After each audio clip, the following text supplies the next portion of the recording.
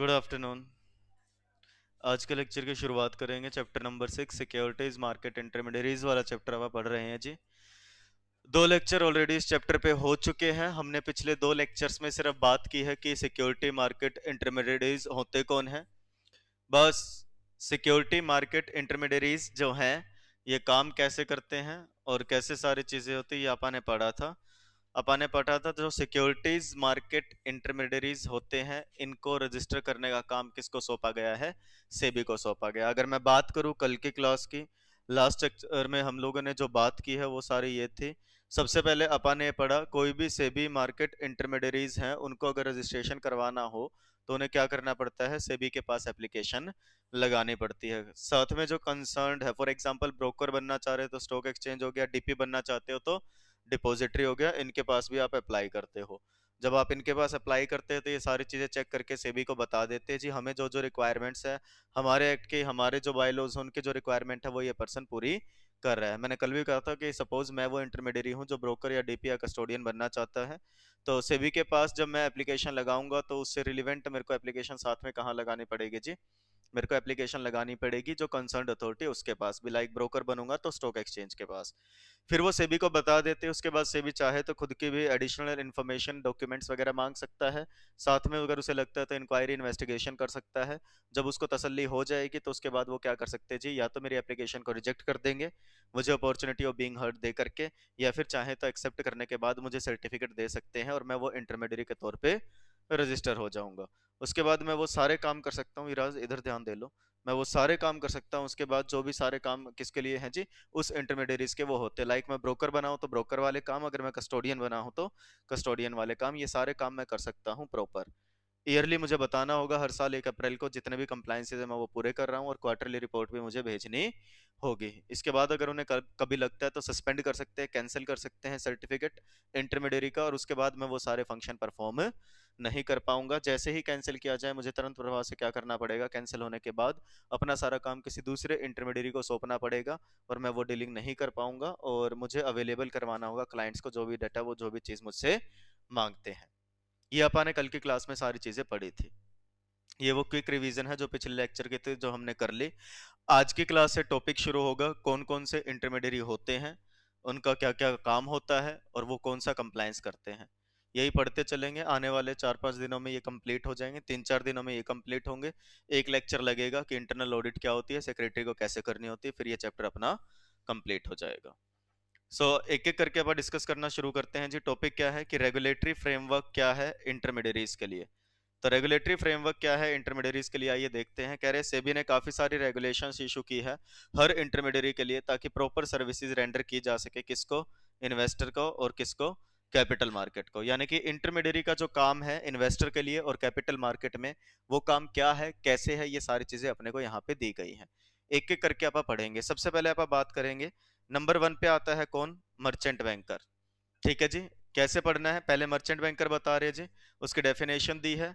जब ये पढ़ लेंगे आप तो इसके बाद आप देखेंगे इनके क्या रोल्स और रिस्पॉन्सिबिलिटीज हैं, कौन से रेगुलेशन से ये बाउंड होते हैं सेबी की, एंड कोई नेटवर्थ रिक्वायरमेंट होती है क्या मर्चेंट बैंकर बनने के लिए। सबसे पहले आप पढ़ते हैं मर्चेंट बैंकर होता कौन है। सीधी सी बात समझ लो, एनी पर्सन, और ये इंस्टीट्यूशन भी हो सकता है, एनी पर्सन और इंस्टीट्यूशन जिसका काम क्या है? इशू को मैनेज करना। इशू से रिलेटेड जितनी भी चीजें होती है वो मैनेज करते हैं। यानी कि merchant banker means any person engaged, जो किस बिजनेस में है जी? Any person engaged in the business of किस चीज का? Issue management. कैसे? Either by making arrangements regarding selling, buying और सब्सक्राइबिंग टू सिक्योरिटीज, या फिर वो मैनेजर के तौर पे एक्ट कर रहा है, या कंसल्टेंट या एडवाइजर बन के, या कॉर्पोरेट एडवाइजरी सर्विसेज दे रहा है उस इशू मैनेजमेंट से रिलेटेड, तो उस पर्सन को हम क्या मानेंगे? वो क्या है जी? मर्चेंट बैंकर है। मर्चेंट बैंकर वो पर्सन होता है जो एक इशू को मैनेज करता है, उस इशू से रिलेटेड जितनी एडवाइस है, कंसल्टेंसी है, या जो भी चीजें हैं जो प्रोवाइड करता है, उसे हम किस नाम से जानते हैं जी? मर्चेंट बैंकर के नाम से जानते हैं। जरूरी क्या है? कह रहे हैं जी it is necessary for an issuer to appoint a merchant banker. किस लिए अपॉइंट करेंगे जी मर्चेंट बैंकर को? और ना आप ऐसे मेंशन कर लेना, चाहे साथ में हर जगह लिखते चलना, 4 मार्क्स या ऐसे 5 मार्क्स। ठीक है जी। और इस तरीके से भी बन सकता है, what do you mean by merchant banker and what are the roles and responsibilities of merchant banker. हर एक इंटरमीडिएरी अपने आप में क्वेश्चन है। इस चैप्टर में आपको पूछना क्वेश्चन कितने आते हैं, हर एक क्वेश्चन है जी। क्या काम होता है, कह रहे ईश्वर को, ईश्वर कौन है, वो कंपनी, कंपनी कौन सी जी, जिसको अपने शेयर इशू करने हैं, उसके लिए जरूरी है, क्या जरूरी है जी, कि वो मर्चेंट बैंकर को अपॉइंट करे। किस लिए अपॉइंट करेंगे मर्चेंट बैंकर को, वो इसलिए अपॉइंट करेंगे ताकि वो मर्चेंट बैंकर क्या कर सके जी, पब्लिक इशू संभाल सके, किसका, सिक्योरिटीज का। साथ में वो अंडरराइटिंग से रिलेटेड जितनी भी एक्टिविटीज है या जो भी रिलेटेड है अंडरराइटर से, अंडरराइटर कौन होता है, जो ये एश्योरेंस देता है, ये श्योरिटी देता है कि कल को अगर आपका इशू सब्सक्राइब नहीं होता है, जो मिनिमम सब्सक्रिप्शन रिक्वायर्ड है, तो अंडरराइटर क्या करता है जी, उतने शेयर्स खुद खरीद लेता है। यानी कि underwriting connected with the aforesaid public issue management business, यानी कि ईश्वर को मर्चेंट बैंकर अपॉइंट करना जरूरी होता है, किस लिए, ताकि उसका पूरा पब्लिक इशू है और जो सिक्योरिटीज है उनको संभाला जा सके, अंडरराइटिंग के सर्विसेज प्रोवाइड कर सके वो। तीसरा, वो मैनेज कर सके, एडवाइस कर सके, जो इंटरनेशनल ऑफरिंग्स है, डेट या सिक्योरिटी, अगर आप इंटरनेशनल लेवल पे ऑफर कर रहे हो, लाइक एडीआर, जीडीआर, बॉन्ड्स या कोई और इंस्ट्रूमेंट्स अगर आप इशू कर रहे हैं, तो उससे रिलेटेड एडवाइस दे सके। और क्या कर सके जी, वो प्राइवेट प्लेसमेंट भी करवाता है जी। सीधी सी बात बताऊं तो जिस जिस तरीके से आप पैसा उठा सकते हो, पब्लिक इशू ला करके, प्राइवेट प्लेसमेंट ला करके, राइट इशू ला करके, इंटरनेशनल मार्केट में जा करके, उनकी बात हो रही है और कोई भी बात नहीं हो रही। प्राइमरी और satellite dealership of government securities. अब ये प्लीज सैटेलाइट का मतलब यहाँ पे नहीं है कि जो ऊपर आसमान में जो सैटेलाइट से छोड़े जाते हैं रिसर्च पर्पस के लिए, उनकी बात हो रही है। ऐसे समझ लो, प्राइमरी एंड सेकेंडरी बोलते हैं ना, जो गवर्नमेंट जब सिक्योरिटीज लेकर के आती है तो मर्चेंट बैंकर उन सिक्योरिटीज को इशू करवाता है और हर छोटे से छोटे इन्वेस्टर तक पहुंचाता है। इस सेंस में सैटेलाइट वर्ड यूज किया गया है, सैटेलाइट डीलरशिप। मतलब गवर्नमेंट सिक्योरिटीज के लिए प्राइमरी और सेकेंडरी फंक्शन जो है वो परफॉर्म करना किसके बिहाफ पे, गवर्नमेंट के बिहाफ पे। और क्या करना जी, कॉर्पोरेट एडवाइजरी सर्विसेज देना, किससे रिलेटेड, सिक्योरिटीज मार्केट से रिलेटेड। भी कोई कंपनी टेक ओवर करना चाहती है, एक्विजिशन करना चाहती है, या डिसइन्वेस्टमेंट, डिसइन्वेस्टमेंट का मतलब क्या होता है, एक कंपनी, भाई सीधी सी बात है, जो इन्वेस्टमेंट कर रखी थी, जितने भी इन्वेस्टमेंट थी, अगर कोई पर्सन चाह रहे हैं मुझे अपनी नहीं रखने, मुझे वो शेयर्स पब्लिक को ट्रांसफर करने हैं, या मान लो कंपनी पैसा वापस उठाना चाह रही है, बायबैक वगैरह करवाना चाह रही है, तो उसमें भी ये अपनी सर्विसेज परफॉर्म करते हैं। इसके अलावा स्टॉक ब्रोकिंग की सर्विसेज देंगे, एडवाइजरी सर्विसेज देंगे प्रोजेक्ट के लिए, सिंडिकेशन ऑफ रूपी टर्म लोन्स। इसका मतलब यह है कि मान लो कंपनी को लोन रिक्वायर्ड है, कंपनी कह रही जी हमें लोन चाहिए 10,000 करोड़ का, ठीक है जी, तो हो सकता है ये 10,000 करोड़ का, या कंपनी कहते हैं जी हमें लोन चाहिए फॉर एग्जाम्पल 1,00,000 करोड़ का, 10,000 नहीं जी, हमें कितने का लोन चाहिए है, 1,00,000 का।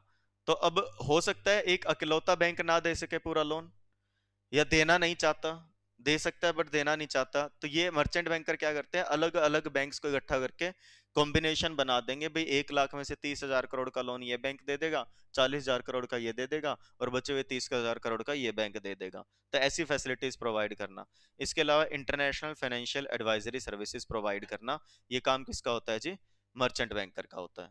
और मर्चेंट बैंकर अच्छे से ऑपरेट कर सके, इस चीज के लिए सेबी ने उनके लिए अलग से सेपरेट रेगुलेशंस बना रखी हैं, जिनका नाम क्या है, सिंपल सी बात है, सेबी मर्चेंट बैंकर्स रेगुलेशंस 1992। एक मर्चेंट बैंकर के पास कम से कम नेटवर्थ कितनी होनी चाहिए जी, 5 करोड़ की। नेटवर्थ कितनी होनी चाहिए, नॉट लेस देन ₹5 करोड़। समझ गए जी, यानी कि कम से कम 5 करोड़ की क्या हो जी, नेटवर्थ हो। क्लियर है, ओके, डन। इसके बाद यहाँ पे खत्म नहीं होता, कुछ जर्नल ऑब्लिगेशंस एंड रिस्पॉन्सिबिलिटीज, कि वैसे तो आपको ऊपर बता दिया, बट इसके अलावा कुछ आम बातें, कुछ चीज, कुछ ये कह लो कि गाइडलाइंस जो सेबी ने इशू की है मर्चेंट बैंकर से रिलेटेड, कि मर्चेंट बैंकर को ये चीजें तो करनी चाहिए। सबसे पहला, every merchant banker shall abide by the code of conduct, जो भी कोड ऑफ कंडक्ट बनाया गया उसका पालन करें। दूसरा,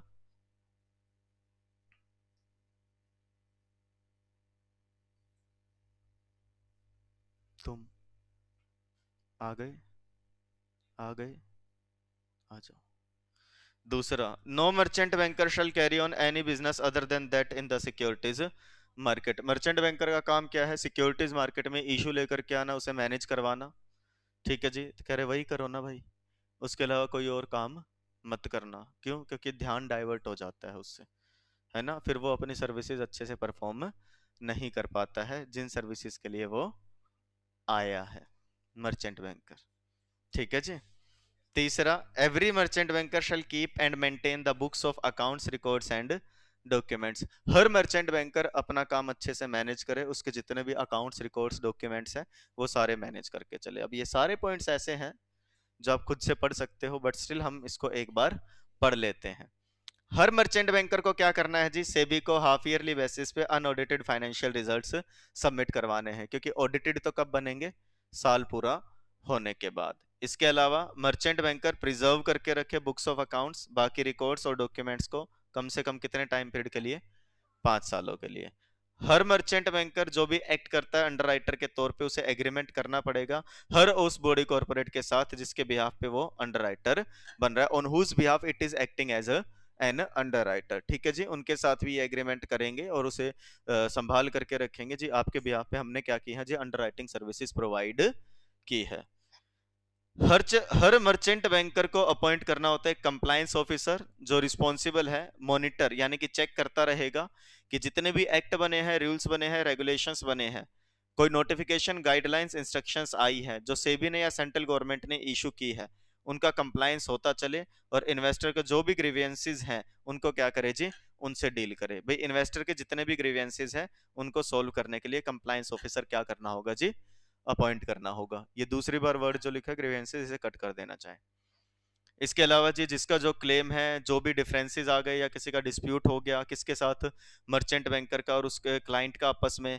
ठीक है जी, रीजन बिंग देखो डिस्प्यूट कभी भी हो सकता है, किसी भी चीज से रिलेटेड हो सकता है कि ईश्वर कुछ चाह रहा था, मर्चेंट बैंकर ने मान लो उस अनुसार काम नहीं किया, या मर्चेंट बैंकर ने जो काम किया हो सकता है ईश्वर उसे समझ ना पाया हो और दोनों की बहस हो गई हो। तो इसका यह मतलब नहीं कि एक दूसरे का काम छोड़ छाड़ के बाय बाय टाटा कर देंगे। कह रहे इन रिलेशन टू एक्टिविटीज जो परफॉर्म करने आया था मर्चेंट बैंकर, उससे रिलेटेड अगर कोई डिस्प्यूट हो जाता है तो उस डिस्प्यूट को रिजोल्यूशन करवाया जाएगा, रिजोल्व करवाया जाएगा। कैसे? अल्टरनेटिव डिस्प्यूट मैकेनिज्म्स की मदद से, लाइक मीडिएशन, आर्बिट्रेशन, कंसिलिएशन, जैसा सेबी ने बताया उस प्रोसीजर के अनुसार। ओके जी। और मर्चेंट बैंकर की ड्यूटी है कि जो भी इन्वेस्टर के ग्रीवेंसेस उन्हें जल्द से जल्द सोल्व करे, but not later than 21 calendar days from the receipt of the grievance and in such manner as may be prescribed by SEBI, कि जल्द से जल्द और कोशिश करे 21 दिनों के अंदर अंदर क्या कर दे जी? सोल्व कर दे। यहाँ पे आपका ये एक टॉपिक पूरा होता है। मर्चेंट बैंकर कौन है, मर्चेंट बैंकर का काम क्या होता है, कैसे वो सिक्योरिटीज मार्केट को संभालता है और कैसे उससे रिलेटेड डीलिंग करता है। आ गई बात समझ में? बोलो भाई। दोबारा से पढ़ो, 5 मिनट का समय है, पूरा पढ़ो, उसके बाद आप अगले इंटरमीडिएट की ओर बढ़ेंगे।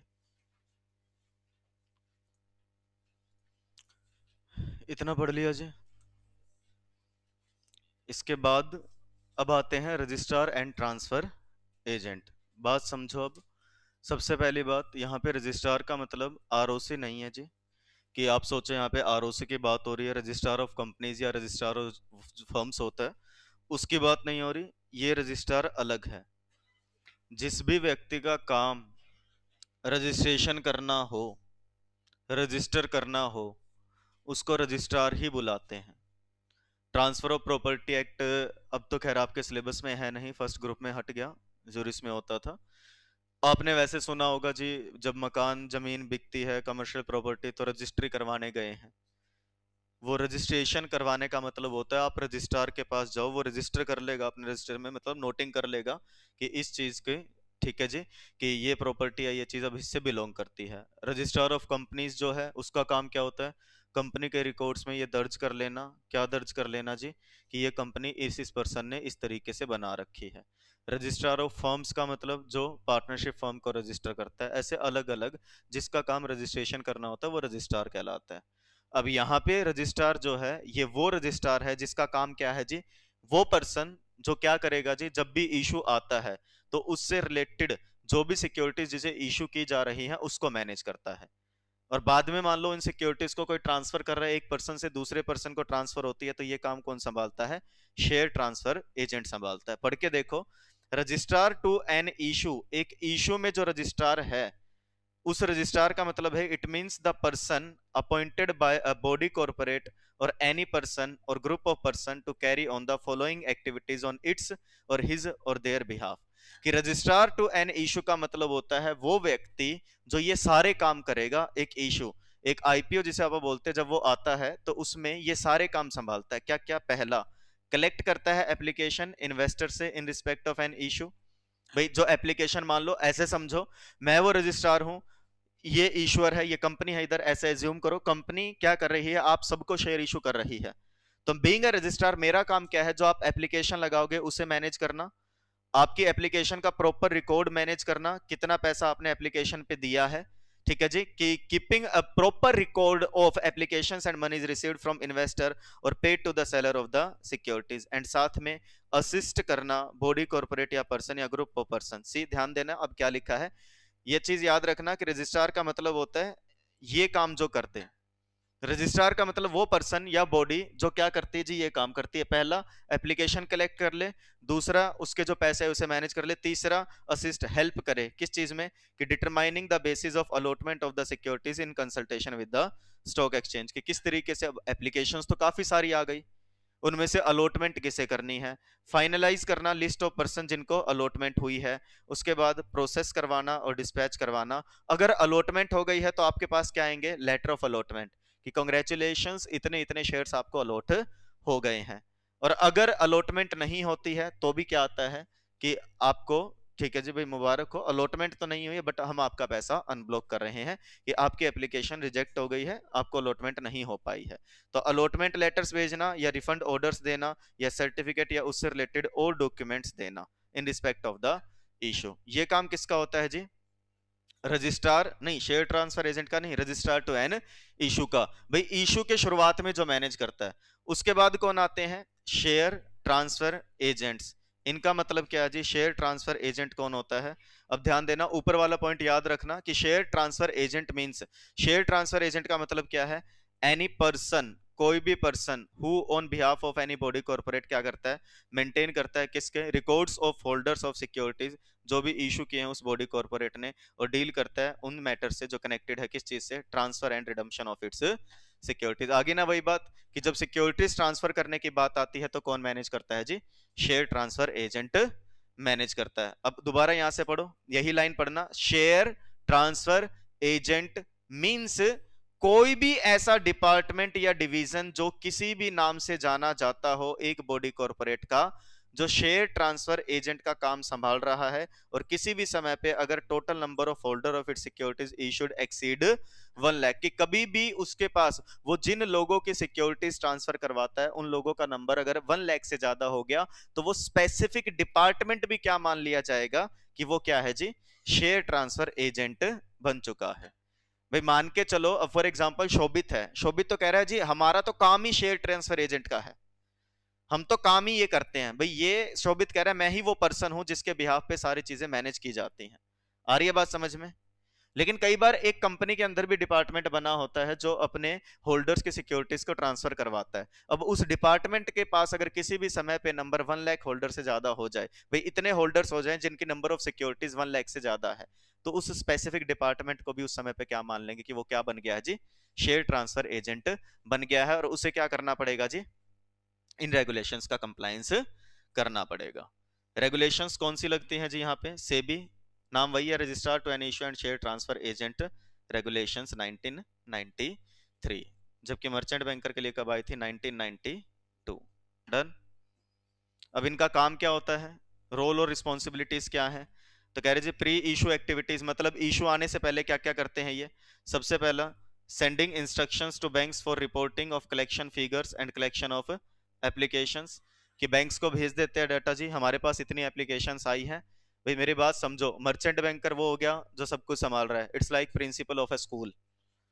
उसके बाद सबकी एक्टिविटीज बटी होती हैं, स्पोर्ट्स टीचर की अपनी एक्टिविटीज होती है, कॉमर्स डिपार्टमेंट हेड की अपनी एक्टिविटीज है, साइंस डिपार्टमेंट हेड की अपनी एक्टिविटीज होती है, जूनियर विंग हेड की अपनी एक्टिविटीज होती है। मर्चेंट बैंकर बॉस है, ये मान लो सबसे ऊपर वो है, तभी सबसे पहले नंबर पे समझाया है। दूसरे नंबर पे रजिस्ट्रार टू एन इशू, जो मैनेज करेगा कि किस किस की एप्लीकेशन आ रही है, किसको अलॉटमेंट करना है, किसको अलॉटमेंट हुआ है। तीसरे नंबर पे आएगा बैंकर टू एन इशू, वो बैंक जो सारा एप्लीकेशन मनी आता है वो संभालता है अपने पास, और जिनकी अलॉटमेंट होगी उनका वो पैसा कंपनी को भेज देगा, जिनकी अलॉटमेंट नहीं उनको वापस भेज देगा। बैंकर टू एन इशू का काम सिर्फ क्या करना है, बैंक अकाउंट में वो पैसा मेंटेन करना है जो इशू के समय कलेक्ट किया जा रहा है। रजिस्ट्रार टू एन इशू के पास तो डिटेल है कितनी एप्लीकेशन आई। अब रजिस्ट्रार टू एन इशू कहता है जी 4 करोड़ एप्लीकेशन आ गई, तो बैंकर से कंफर्म तो करेगा ना जी हमारे पास 4 करोड़ एप्लीकेशन आई है, तो क्या आपके पास 4 करोड़ एप्लीकेशन का पैसा आया या नहीं आया।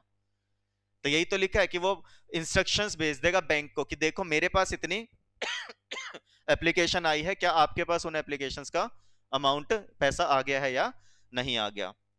साथ में ये क्या करता है जी, प्रैक्टिकल इनपुट्स देता है लीड मैनेजर और प्रिंटर्स को कि कितनी कितनी क्या डिजाइन होना चाहिए एप्लीकेशन फॉर्म का, और साथ में मैनेज करता है जी, सर एक मिनट बस, साथ में मैनेज करता है क्या कि इंफॉर्मेशन जो है वो कैसे फ्लो करेगी क्लाइंट्स और बैंक्स और मैनेजर्स टू द इशू के बीच में।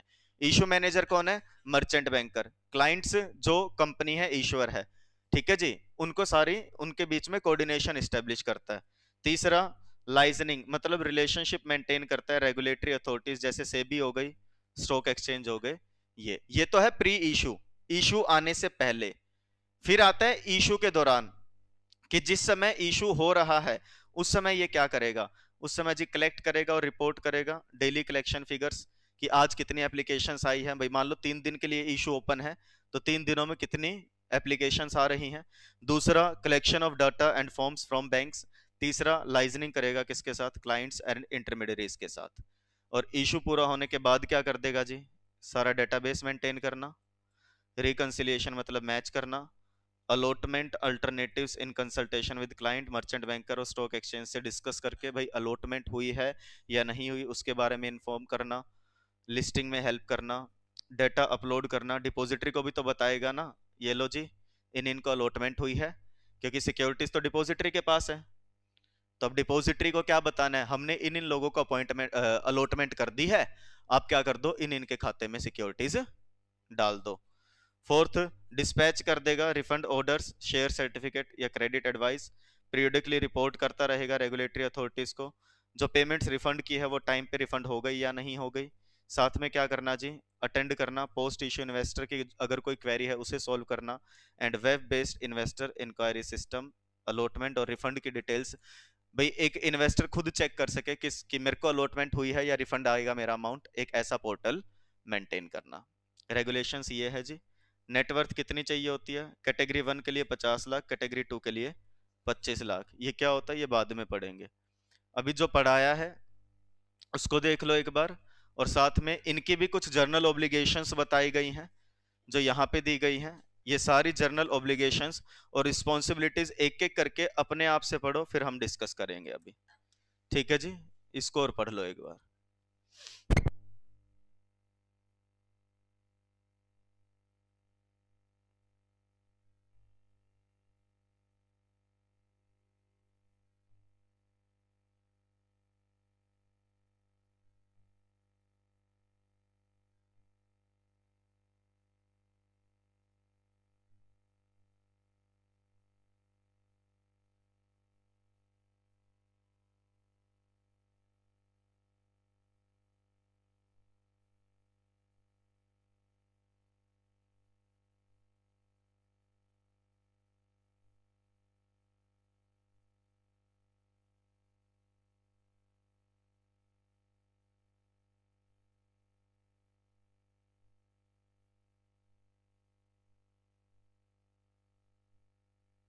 एजेंट हो जो सर्टिफिकेट होल्ड करे, दैट इज जिसको इस चीज की ऑथराइजेशन है, जो रजिस्टर्ड इंटरमीडियरी है, उसे भी कोड ऑफ कंडक्ट का पालन करना है। दूसरी बात, रजिस्ट्रार टू एनी इशू, कभी भी रजिस्ट्रार फॉर एनी इशू काम नहीं करेगा, ठीक है जी। ऐसी बॉडी कॉर्पोरेट के लिए, भाई ऐसे समझो फॉर एग्जांपल एक कंपनी है और मैं उस कंपनी से किसी भी तरीके से जुड़ा हूं, और मैं ही क्या कह रहा हूं जी, मैं ही आपके लिए क्या हूं, रजिस्ट्रार टू एन इशू।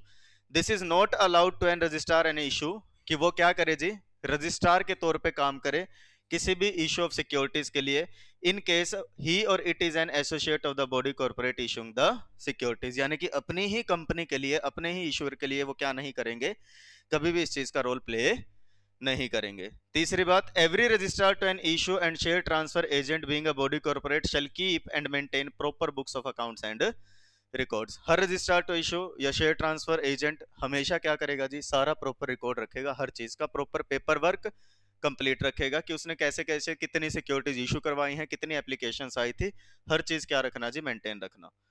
फिर क्या कहता है जी, रजिस्ट्रार टू एन इशू हो या शेयर ट्रांसफर एजेंट हो, बुक्स ऑफ अकाउंट्स भी प्रिजर्व करने हैं, सारे रिकॉर्ड्स प्रिजर्व करने हैं कम से कम 8 सालों के लिए, कि जो जो इशू वो करवाते हैं, जो जो ट्रांसफर वो करते हैं, उसका रिकॉर्ड 8 सालों तक मेंटेन रखना। पेपर में क्वेश्चन आता है ये कि ऑब्लिगेशंस क्या है, उनकी क्या क्या ड्यूटीज है जो निभानी है।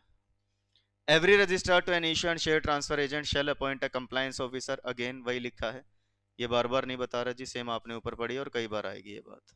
डन। ये बात क्लियर है। सारे क्लेम्स डिफरेंसेस ये भी अपन ने पढ़ लिया, सेम ऊपर पढ़ के आए हैं, और अगेन ये भी पढ़ा 21 कैलेंडर डेज के अंदर अंदर क्या कर दे जी, रिजॉल्व कर दे। ओके, सामने स्क्रीन पे फोकस करो अब। बैंकर्स टू एन इशू कौन होता है? बहुत आसान है, सी सामने देखिएगा, ये कंपनी है, इसको अपन क्या बोलते हैं, इशूअर। ये सारे कौन हैं? इन्वेस्टर्स। बहुत बढ़िया जी, देखो मैंने बताया भी नहीं फिर भी बता दिया आपने। इनकी तरफ से क्या आना है? सिक्योरिटीज। इनकी तरफ से क्या जाना है? पैसा। भाई ईश्वर क्या करता है? पैसा पैसा करता है। अच्छा ठीक है जी, बस ये डायरेक्ट नहीं जाता। अपन ने क्या पढ़ लिया, एक तो मान लो मर्चेंट बैंकर है जी, रजिस्ट्रार टू इशू है ना, एक बैंक आता है बीच में, इसका नाम क्या पड़ा? Banker to an issue. Sir ये कोई भी बन जाएगा? नहीं, जो बैंक है पहले से। इसका काम क्या है, जितनी भी एप्लीकेशंस आई वो पैसा रिसीव कर लेगा, जिसको अलॉटमेंट नहीं हुई उसका पैसा रिफंड कर देगा, और जिनको अलॉटमेंट कर दी उनका पैसा कंपनी के पास पहुंचा देगा, बात खत्म, that's it. Banker to an issue का मतलब होता है कोई भी शेड्यूल्ड बैंक या कोई और अदर बैंकिंग कंपनी जो भी बताई गई है सेबी के द्वारा टाइम टू टाइम, जो क्या करते हैं जी, ये सारा काम करते हैं। पहला, एप्लीकेशन मनी एक्सेप्ट करते हैं, बता दिया। दूसरा, अलॉटमेंट या कॉल मनी एक्सेप्ट कर सकते हैं। तीसरा, जिनको अलॉटमेंट नहीं हुई उनका एप्लीकेशन का पैसा वापस लौटा दो। कंपनी कभी डिविडेंड बांट रही है तो वो पहुंचाना, इंटरेस्ट बांट रही है तो वो पहुंचाना। एस्क्रो सर्विसेज प्रोवाइड करना, issue management, buyback, delisting, open offer, जो भी काम कर रहे हैं as per the regulation. Sir escrow services, ये जो मैंने बताया ना कि बैंक क्या करेगा, यहाँ पे अपने पास सारी एप्लीकेशन मनी इकट्ठा करेगा, और इस चीज के लिए एक अलग से अकाउंट बना लेते हैं, उसको एस्क्रो अकाउंट बोलते हैं। ये सेपरेट बैंक अकाउंट है क्योंकि इसमें सारा पैसा इकट्ठा कर लिया, बैंक को नहीं रखना। बैंक को क्या करना है पैसे का, बैंक ने एक अकाउंट में पैसे इकट्ठे किए, जितनी अलॉटमेंट हुई है उनका पैसा तो कंपनी के पास पहुंचा दिया, जो नहीं हुई वो रिफंड कर दिया। कंपनी ने डिविडेंड बांटना है तो ये क्या करेगा, कंपनी से एक अकाउंट में मंगवा लेगा सारा डिविडेंड, जिस जिसको डिविडेंड देना उसको बांट देगा, जिसने क्लेम नहीं किया वो कंपनी को भेज देगा। कंपनी ने जो अनक्लेम्ड डिविडेंड अकाउंट बनाया है, जो आपने कंपनीज एक्ट में पढ़ा भी होगा, उसमें भेज देंगे, बात खत्म। तो उसे एस्क्रो अकाउंट या एस्क्रो सर्विसेज बोलते हैं। ओके भाई, और क्या करेगा जी, ये लिखा था opening of A separate bank account for depositing the proceeds in the IPO या एफपीओ, एंड साथ में क्या करना जी, सच अदर एक्टिविटीज एज में बी स्पेसिफाइड बाय सेबी, वो एक्टिविटीज परफॉर्म करना जो भी किसने बताई हैं जी, सेबी ने बताई। Done done. कह रहे बैंकर टू द इशू, यहां पे दोबारा से बताया है, रोल्स रिस्पॉन्सिबिलिटीज नहीं है, या फिर कह लो मतलब एक ही जगह बता दी सिंपल सी, कि बैंकर्स टू द इशू का काम जैसा नाम बताता है, इनका काम होता है वो सारी एक्टिविटीज करना जिससे फंड्स कलेक्ट और ट्रांसफर किए जाते हैं एस्क्रो अकाउंट में। कह रहे जब वाइल वन और मोर बैंक्स में function as bankers to the issue as well as the bank, others may do the limited work of collecting the applications for securities along with remittance in their revenue branches in different centres. कह रहे वैसे तो इनका main काम तो यही होता है, और जनरली एक बैंकर टू इशू सारे काम कर ही लेता है, एप्लीकेशन मनी इकट्ठा करना, रिफंड करना, बट कुछ बैंक ये सर्विसेज भी प्रोवाइड करते हैं कि एप्लीकेशन फॉर्म वगैरह वो तो अपने ब्रांचेज में पहुंचा देते हैं जहां से कलेक्ट कर सके, ऑल्दो आजकल सारा काम इलेक्ट्रॉनिक मोड में ही होता है। and the banks are expected to furnish prompt information and records to the company and to the lead manager for monitoring and progressing the issue work. अब बैंकर टू द इशू बता सकता है कि आज में हमारे पास इतनी एप्लीकेशन मनी का पैसा आ चुका है या ब्लॉक हो चुका है, किसको बता देगा? कंपनी को और लीड मैनेजर जो इशू मैनेज करता है उसको। और इसके लिए भी सेम नाम, SEBI bankers to and issue regulations 1994। Done, complete. इनकी ऑब्लिगेशंस मतलब इनका काम और इनकी रिस्पॉन्सिबिलिटीज क्या है? कह रहा है every banker to an issue maintain करेगा बुक्स ऑफ अकाउंट्स, रिकॉर्ड्स और डॉक्यूमेंट्स। हर बैंकर क्या करेगा? फर्निश करेगा इंफॉर्मेशन सेबी को, कब? जब भी चाहिए। हर banker to an issue enter करेगा एक एग्रीमेंट, मतलब एग्रीमेंट करेगा किसके साथ? बॉडी कॉर्पोरेट के साथ जिसके लिए वो बैंकर टू इशू बनना चाह रहा है। हर बैंकर टू एन इशू को इन्फॉर्म करना होगा सेबी को तुरंत प्रभाव से अगर कोई डिसिप्लिनरी एक्शन आरबीआई ने उसके ऊपर लिया है। ठीक है जी, सिर्फ उस से किस चीज से? तो an issue only in relation to issue payment work, भाई वो काम जो संभाल रहा है उससे रिलेटेड आरबीआई ने अगर कोई एक्शन लिया है तो तुरंत प्रभाव से किसको बता देगा? सेबी को बता देगा। क्या भाई देख लो तुम्हारा कजन ब्रदर हमें तंग कर रहा है, ऐसे ऐसे उसने हमारे ऊपर ये ऑब्जेक्शन उठाया है, नॉलेज में होना चाहिए। और अगेन वही बात, हर बैंक को टू इशू को कोड ऑफ कंडक्ट का पालन करना पड़ेगा, ये सेम है जी। डन, एक बार याद कर लोगे हर जगह काम आ जाएगा। ओके, इस लेक्चर में ये 3 ही पढ़ेंगे, बाकी जानेंगे अगले लेक्चर में। तब तक के लिए इनको पढ़ के आए, रिवाइज करके आए, अपने आप से और मत पढ़ना। आज के लिए इतना ही, thank you, that's it for the day, bye bye, tata and take care. अपना ध्यान रखें, अपने पेरेंट्स का ध्यान रखें और खूब मन लगा करके पढ़ाई करें।